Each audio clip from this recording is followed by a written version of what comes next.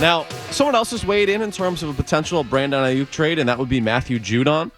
Judon, certainly active on Twitter, reposting a trade scenario that would have sent him in a second-round pick for a fifth-round pick and Brandon Aiyuk, 5 years, $125 million. Now, do I think that trade's actually going to go down?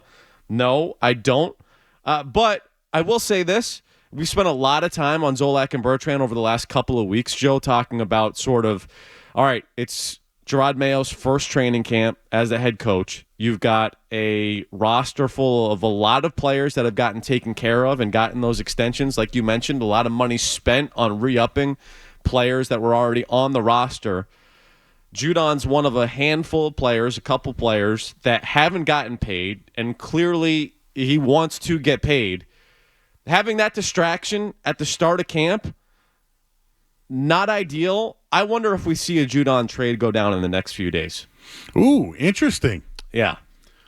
So a couple of things here with, Jerod Mayo being the new coach and everybody getting their new contracts.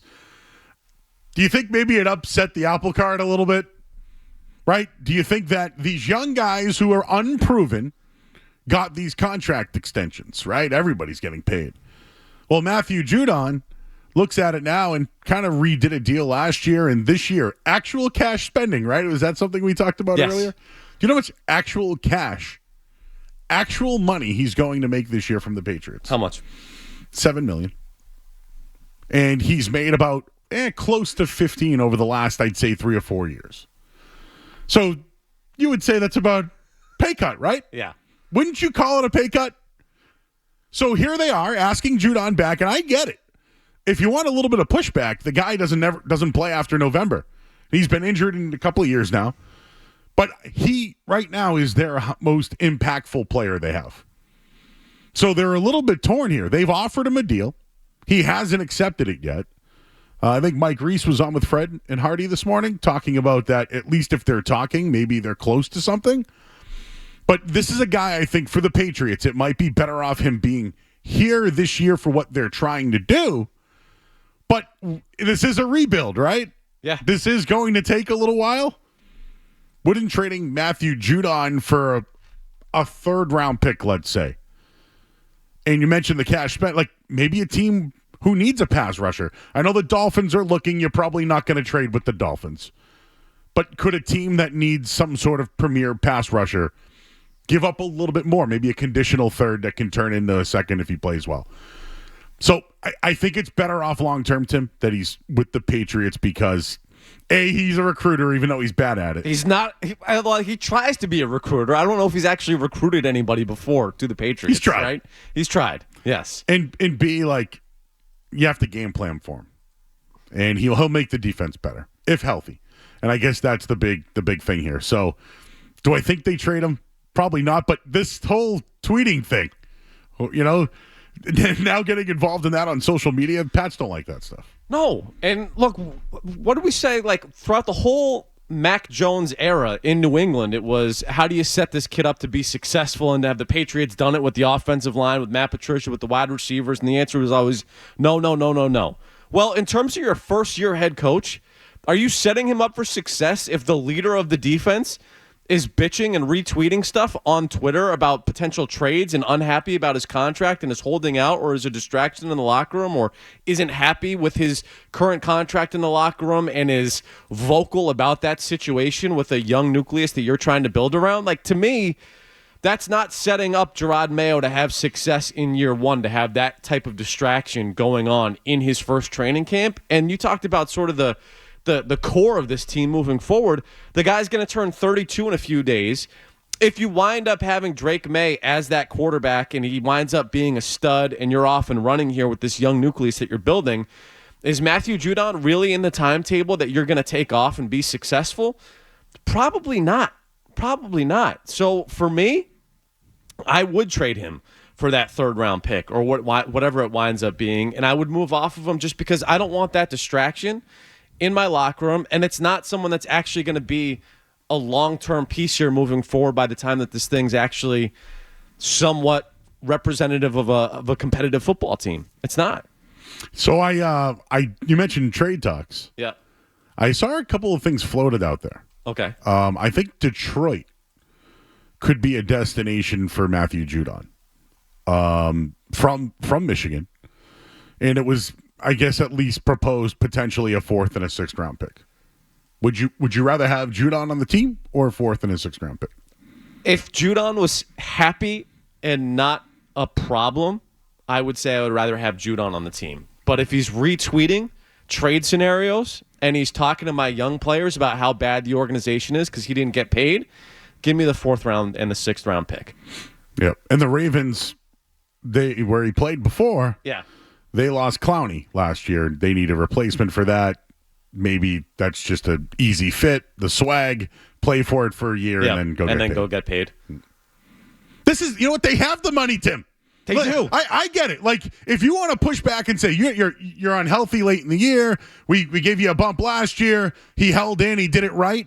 Like, at this point, if you just give him a simple extension, does it do anything to the cap?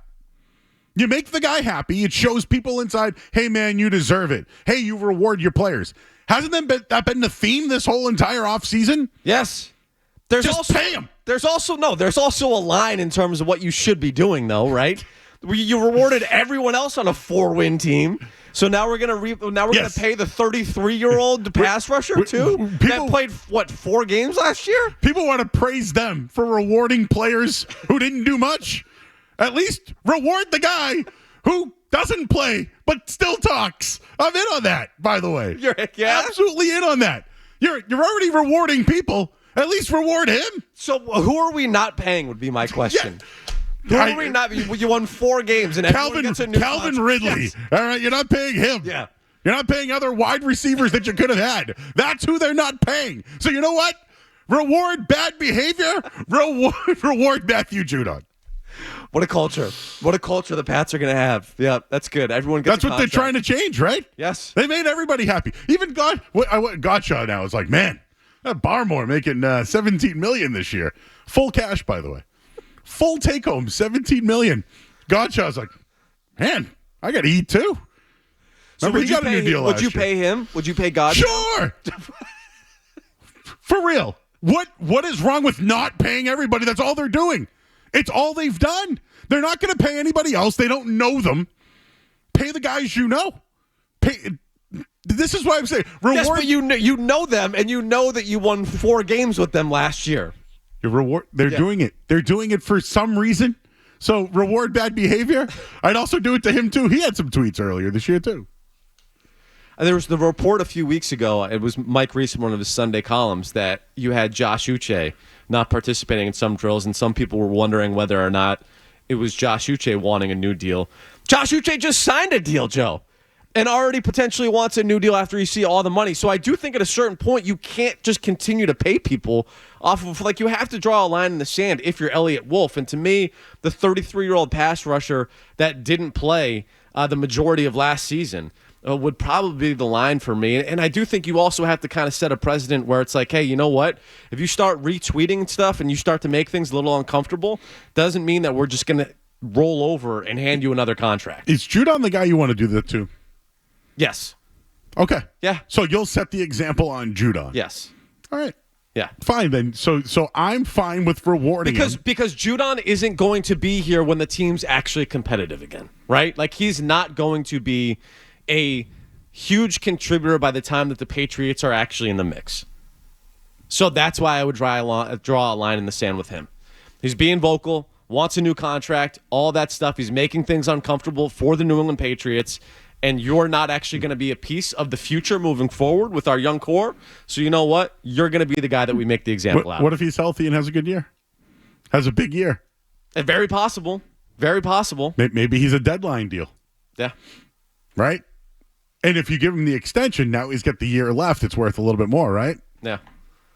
617-779-0985, your telephone number. Let's sneak in a couple calls here before we go to break. Let's talk to John in Franklin. John, what's up? Hey, guys. I'm glad you're talking about Judon. I've been saying for months, I want this guy out of here. They should have traded him before the draft for any round pick. I don't even care what rounds, but The problem I have with him is, and you've mentioned a great point, by the time the Patriots are relevant again, he's not even going to be in the league anymore, or, he'll be at the end of his career. And my problem is with him is they don't need the distraction. And on top of that, even if Judon's playing like beast mode Judon, like he's not going to win any. It's not like they're going to like go from like 2 wins up to like 7 because he's playing at a prime level. They need as many young players that they can build this franchise around as possible. So that's why I'm all in on the draft picks. And they just don't need, for the young guys that are in there, they don't need big mouth, loud mouth distractions in that locker room. So I just say get rid of him for whatever and just honestly build around the young guys. Thanks. When it comes to premium talent, right? He's the top guy on the team. He is. They don't have premium talent. You're right about that. Yes. That's the only thing I'm standing on. I don't really have a hill to die on. You're right, though. No, you're right. That's all I got. Yeah. He's their best player. And around the league, when people think Patriots, they think Matthew Judon. No question. But yeah, for a long time, they'd be like, all right, it's time to move on from this guy. For a long time. But I don't know. I think with the culture they want to build, they've signed everybody. Why not sign the guy that has been trying at least to recruit people and is somewhat that presence on the roster amongst the league?